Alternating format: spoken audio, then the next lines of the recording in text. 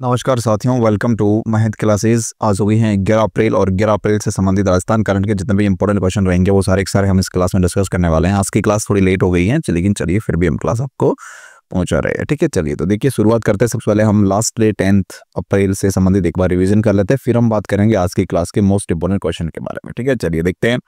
Yesterday revision, कल हमने पढ़ा था हाल ही में राइजिंग राजस्थान इम्पैक्ट 1.0 का आयोजन कहां पर किया गया, तो ये आयोजन किया गया था जयपुर के अंतर्गत। हाल ही में निरामय राजस्थान अभियान की शुरुआत कब की गई, तो 7 अप्रैल 2025 को इसकी शुरुआत हुई थी।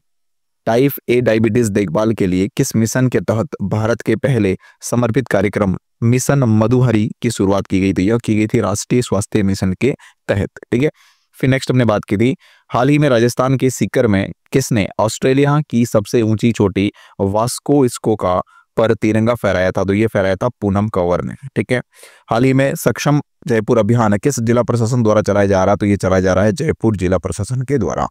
हिंदुस्तान जिंक लिमिटेड द्वारा दुनिया का पहला औद्योगिक जिंक पार्क कहां पर स्थापित किया जाएगा, तो ये चित्तौड़गढ़ के अंतर्गत स्थापित किया जाएगा।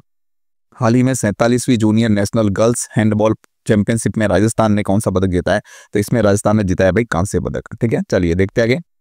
नेक्स्ट देखिएगा, अब हम फर्स्ट क्वेश्चन लिखा हुआ है आज 11 अप्रैल से संबंधित मोस्ट इंपोर्टेंट क्वेश्चन में। फर्स्ट क्वेश्चन दे रखा है 2 से 4 मई तक राजस्थान के किस जिले में भारत सोलर एक्सपोज 2025 का आयोजन किया गया। भारत सोलर एक्सपो 2025 का आयोजन 2 से लेकर 4 मई तक कहां पर किया जाएगा, तो यह किया जाएगा भाई कहां पर, उदयपुर के अंदर। कहां पर होगा भाई, उदयपुर के अंतर्गत, यानी बी ऑप्शन इसका हमारा बिल्कुल करेक्ट रहेगा। ठीक है, चलिए देखते हैं। कुछ इंपोर्टेंट पॉइंट्स दे रखे हैं।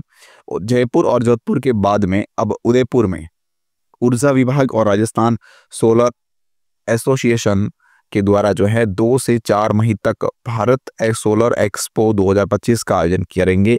इस एक्सपो के माध्यम से राजस्थान में नवीकरणीय ऊर्जा को जन जन तक पहुंचाने का प्रयास किया जाएगा। नवीकरणीय ऊर्जा जो है उसको जन तक पहुंचाया जाएगा। ठीक है, चलिए फिर नेक्स्ट है। हाल ही में राजस्थान की किस डेयरी ने सरस लाडो मायरा योजना शुरू की है। सरस लाडो मायरा योजना शुरू की गई कौन सी डेयरी के द्वारा, तो ये की गई है जयपुर डेयरी के द्वारा, यानी सी ऑप्शन इसका हमारा बिल्कुल सही रहेगा। ठीक है, चलिए देखते हैं क्या है इंपोर्टेंट पॉइंट इसके बारे में।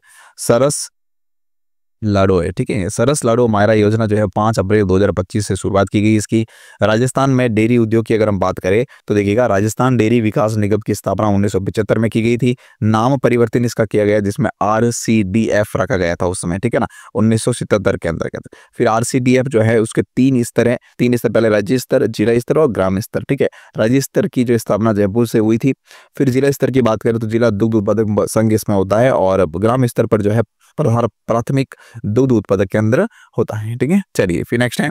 हाल ही में भारत के पहले सिकल सेल वेलनेस हब की शुरुआत कहां पर की गई है। काफी अच्छा क्वेश्चन, याद है मैं, इंपोर्टेंट क्वेश्चन है ये।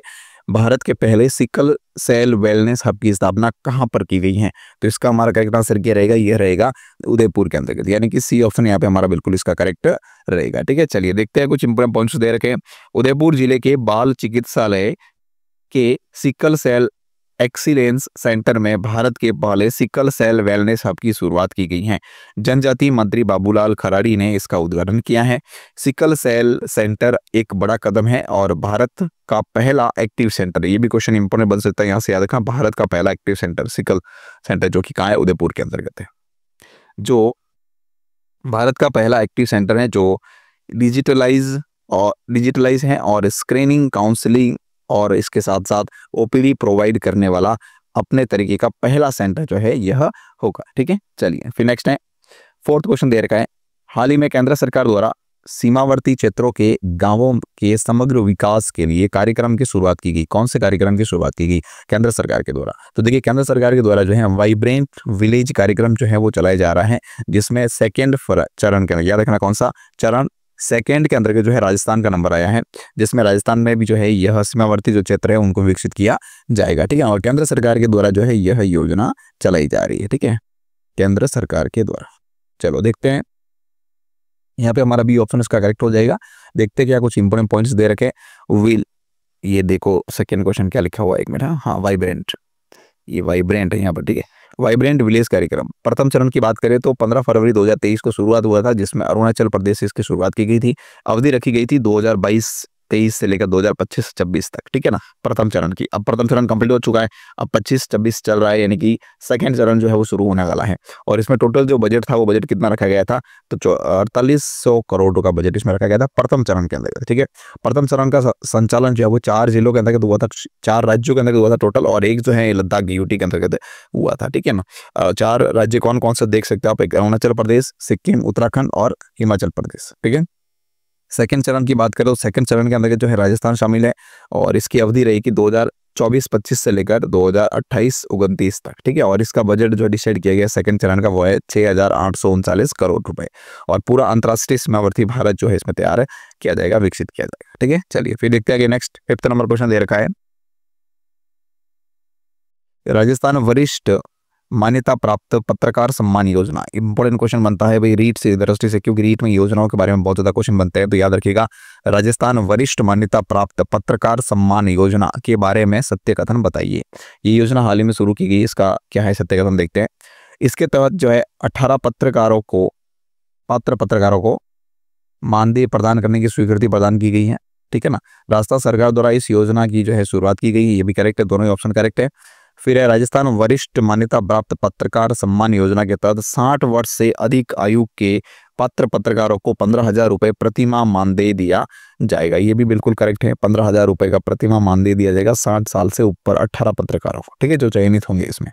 तो यहाँ पर ये जो उपयुक्त है, यहाँ पर जो है उपयुक्त सभी है, उपयुक्त सभी, ठीक है ना। तो यहाँ पे हमारा डी ऑप्शन जो है वो बिल्कुल करेक्ट रहेगा, उपयुक्त सभी। चलिए देखते हैं आगे, नेक्स्ट क्वेश्चन लिखा हुआ है, हाल ही में केरल में आयोजित सब जूनियर और सीनियर एथलेटिक्स चैंपियनशिप में राजस्थान ने कुल कितने पदक जीते हैं, तो इसमें राजस्थान ने जीते टोटल 25 पदक, यानी कि सी ऑप्शन इसका बिल्कुल करेक्ट रहेगा, ठीक है। चलिए देखते हैं फैक्ट क्या है इसमें, इंपोर्टेंट पॉइंट्स। राजस्थान ने 25 पदक जीते हैं। केरल के त्रिवेंद्रम में आयोजित सब जूनियर और सीनियर एथलेटिक्स चैंपियनशिप में राजस्थान ने 25 पदक जीते हैं, ठीक है ना। उसमें राजस्थान के देवेन सोनी ने 800 मीटर रेस में और 1500 मीटर रेस में पहला स्थान प्राप्त किया है, ठीक है ना। चलिए तो ये थी हमारी आज की क्लास जो कंप्लीट हो चुकी है, इसकी पीडीएफ आपको टेलीग्राम पर मिल जाएगी, ठीक है ना। टेलीग्राम का लिंक वीडियो के डिस्क्रिप्शन में दे रखा है, वहां से आप टेलीग्राम ज्वाइन कर लीजिएगा और पीडीएफ वहां से प्राप्त कर सकते हैं, ठीक है ना। क्लास अच्छी लगी हो तो लाइक, शेयर और कमेंट जरूर करना, ठीक है। चलिए थैंक यू।